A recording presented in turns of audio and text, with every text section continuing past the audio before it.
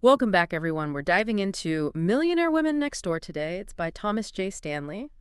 I'm so curious about this one. I was saying I wanted to understand how these women built their wealth.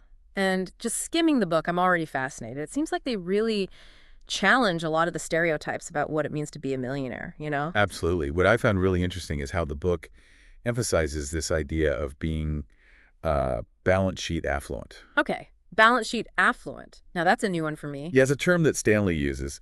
Basically, it means focusing on building a strong net worth, Yeah. like through assets and investments, rather than just focusing on a high income. So it's not about how much you earn, but about how you manage and grow what you have. Exactly. And the women in this book, they really embody that. They prioritize long-term financial security over, flashy spending or trying to keep up with the Joneses. So it's more about building wealth that lasts, not just appearances, right? Exactly. It's like the story of Judy, one of the women featured in the book. She owns a small business, and she's not driving a fancy car or living in a mansion. Instead, she's pouring her resources back into her business and making smart investments. So she's really living below her means, but in a way that's intentional and strategic. Right. It's a real mindset shift. I think so often we associate wealth with a certain lifestyle, like you were saying, the fancy cars, the big houses. But Judy's story shows that true wealth might be more about those smart choices you make behind the scenes. Absolutely. And that long-term thinking, it's a recurring theme in the book. These women, they're not looking for shortcuts. They're playing the long game. They're disciplined. They're patient. And they're willing to delay gratification to achieve those financial goals. I feel like that's something we could all learn from in so many areas of life, not just finances. Oh, absolutely. And it's important to note that these women, they didn't all start out with a silver spoon. Yeah, I was wondering about that. Yeah, many of them built their wealth from scratch. Mm-hmm. And they faced a lot of obstacles along the way. Like Maria, for instance. Oh, tell me about Maria. She built a really successful real estate empire. But she started with very little. Wow. Yeah, she faced setbacks, discrimination, but she was resilient, adaptable. And those qualities were key to her success. It's almost like those challenges forced her to be more resourceful. Exactly. And to think outside the box. Which are valuable skills in any field, really. For sure. So it's not just about luck or circumstance. It's about cultivating those inner qualities that help you thrive no matter what challenges you face. Right. I'm seeing a pattern here. Discipline, long-term thinking, resilience. These women seem to share some fundamental traits that really contributed to their success. You're absolutely right. And those traits are often honed through their experiences. Many of them went through situations that forced them to develop a strong work ethic, to learn how to manage risk, and to make tough decisions. So it's almost like those experiences, even the difficult ones, became valuable lessons in their financial journeys. Exactly. And, they don't just work hard, they work smart. They're very efficient with their time and resources. They prioritize what truly matters, set clear goals, and avoid getting bogged down in things that aren't moving them forward. I think that's a really important distinction. There's so much emphasis today on hustling and working around the clock. But these women are showing that it's more about being strategic. Right. It's about focusing on what actually moves the needle. Couldn't agree more. And education is another big factor. They really understand how money works, and they're not afraid to seek out knowledge, whether it's through formal education or just by constantly learning and adapting. So it's about investing in themselves, not just their portfolios. Exactly. This whole conversation is making me rethink my assumptions about wealth. It's not just about the numbers, it's about mindset, habits, and a willingness to constantly learn and grow. And speaking of choices, a lot of these women took a pretty unconventional path to building their wealth, entrepreneurship. Oh, that's right. In the next chapter, it looks like we're going to see how entrepreneurship helped them take control of their financial destinies. Yeah, it's a powerful theme in the book. It seems like entrepreneurship allows them to build something on their own terms, something that aligns with their values and passions. Definitely. And it often provides a level of flexibility and autonomy that you might not find in a traditional job. Like the story of Karen.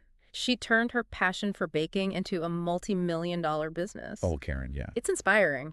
She started small, selling at local markets, and she reinvested everything back into her business. It's a classic bootstrapping story. It really is. I mean, Karen's story embodies that entrepreneurial spirit. She identified an opportunity, took risks, and persevered. She didn't wait for permission. She created her own path. What I find fascinating is that she didn't just stumble into success. She had a vision, a plan, and she was willing to put in the work. Absolutely. And she was also smart about seeking out mentors and building a support network. That's so important, especially for women who often face more barriers in traditional business settings. Definitely. And speaking of barriers, the next chapter dives into some of the unique obstacles these women faced.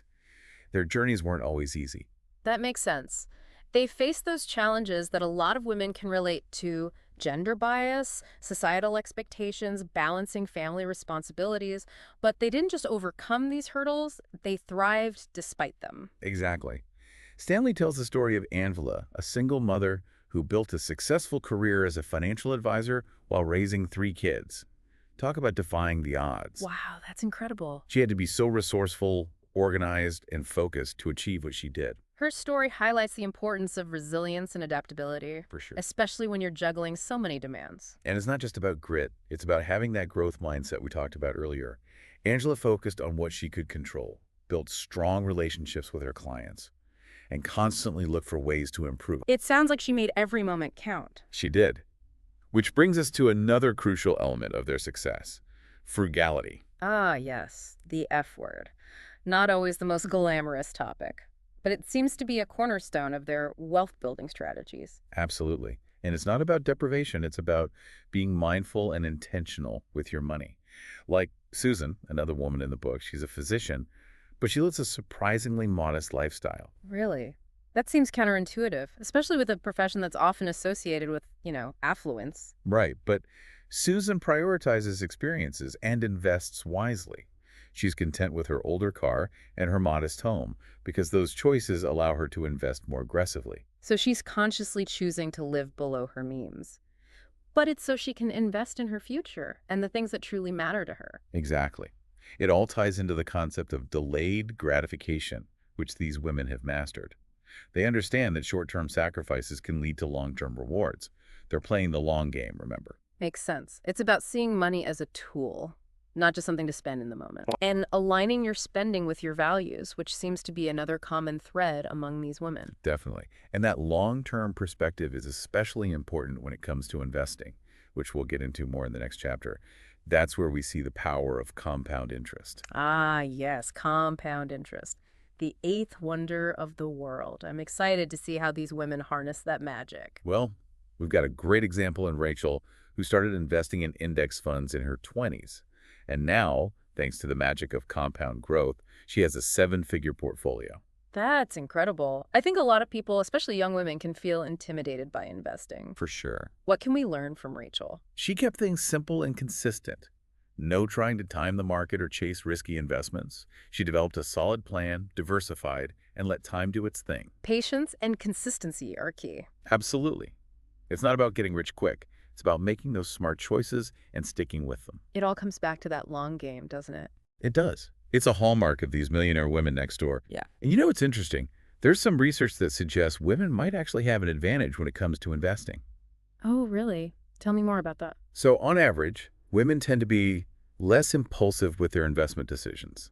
They're more focused on those long-term goals, and maybe a bit less prone to taking those big, risky swings in the market. So maybe those qualities we've been talking about, discipline, patience, long-term thinking, actually give women an edge. That's what the research suggests. The book doesn't go into it too deeply, but it's definitely something to think about.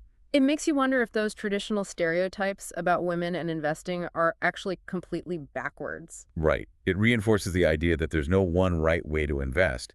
It's about finding what works for you, understanding your own risk tolerance, and developing a strategy that you can stick with. It sounds like self-awareness is key. Absolutely. And another important point the book makes is about diversification.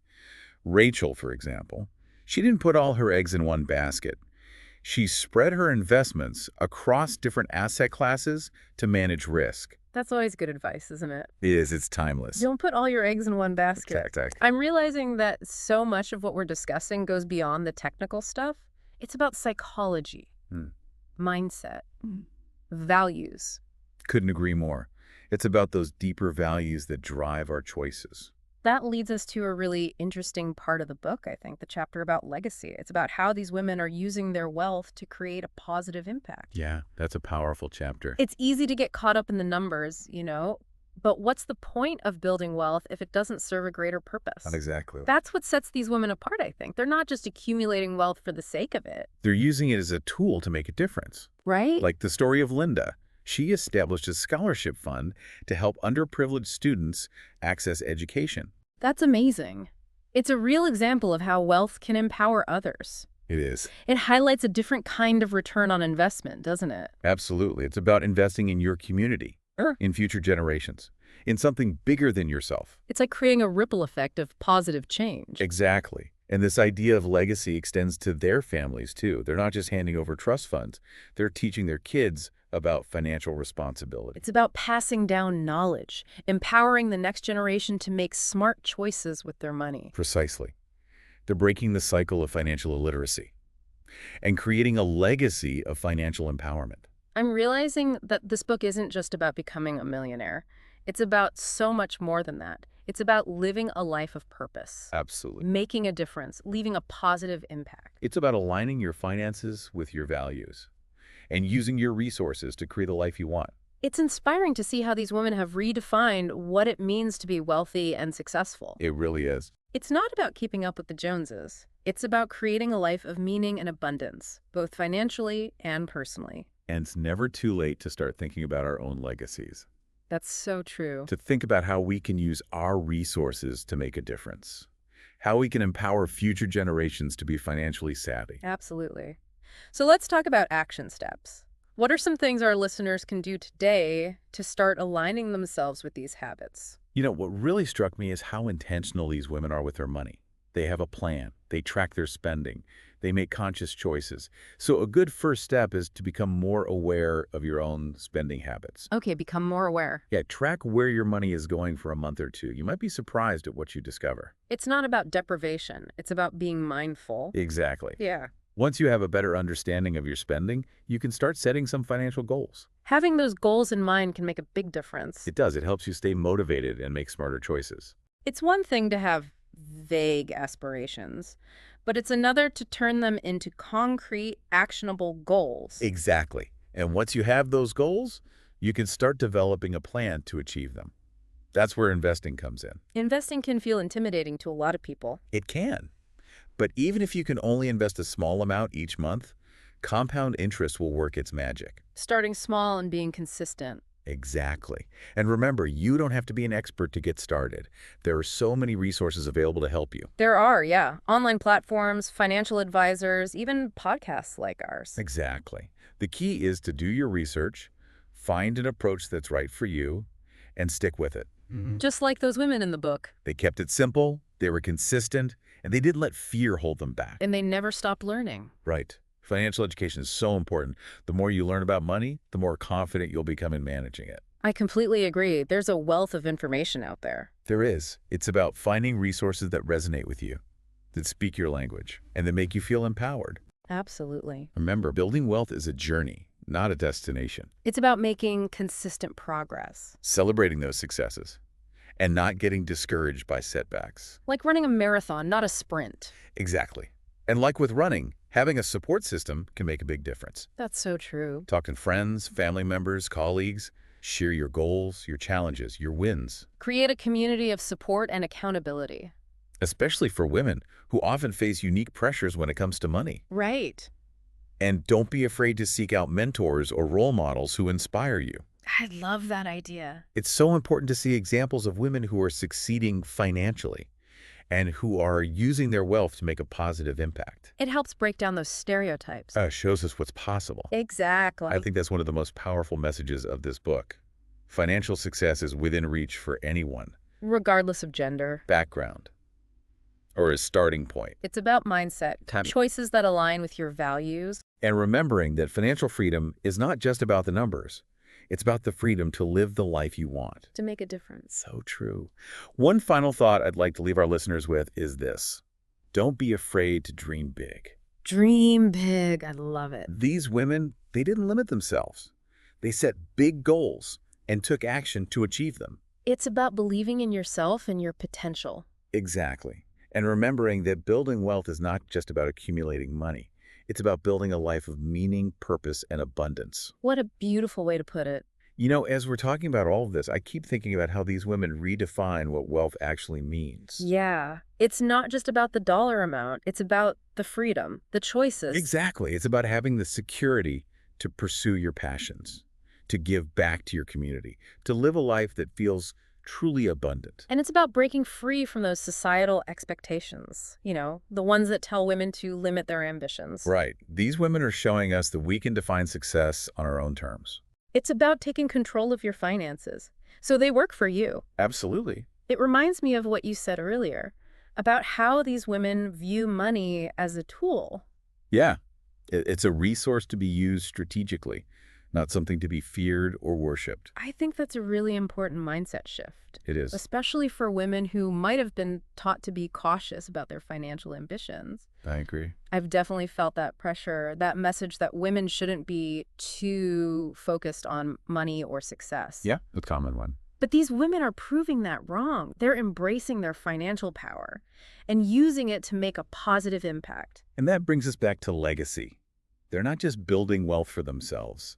They're using it to create a better world. For their families, their communities, future generations. And they're doing it in so many different ways, starting businesses, investing in social causes, teaching their children about financial responsibility. It's about recognizing that wealth is an opportunity to make a difference. I think you've hit on something really important, that sense of purpose. It's not just about the money. It's about using it to create something meaningful. So before we wrap up, I want to ask you, if you could choose just one golden nugget of wisdom to share from this book, what would it be? That's a tough one. There are so many.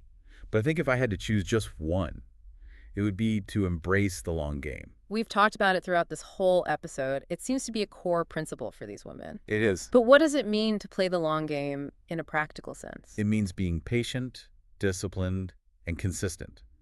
It means setting those long-term goals and taking small, consistent steps each day. It means resisting that urge for instant gratification, recognizing that true wealth is built over time. So it's about shifting our focus from those quick fixes and get-rich-quick schemes to a more sustainable, long-term approach. And remembering that the journey is just as important as the destination. This whole conversation has been so inspiring. I feel like I have a new understanding of what it means to be financially successful. Me too. And for our listeners, if you're feeling inspired, we highly recommend checking out Millionaire Women Next Door. It's a book that can really change your perspective. It really can. And remember, no matter where you are in your financial journey, you have the power to make choices today. Choices that will create a brighter future. Embrace the long game. Invest in yourself. Never stop learning and growing. And who knows, maybe you'll be featured in the next edition of Millionaire Women Next Door. That's a great goal. Thanks for joining us. We'll see you next time for another deep dive. Until then, keep learning, keep growing, and keep chasing those dreams.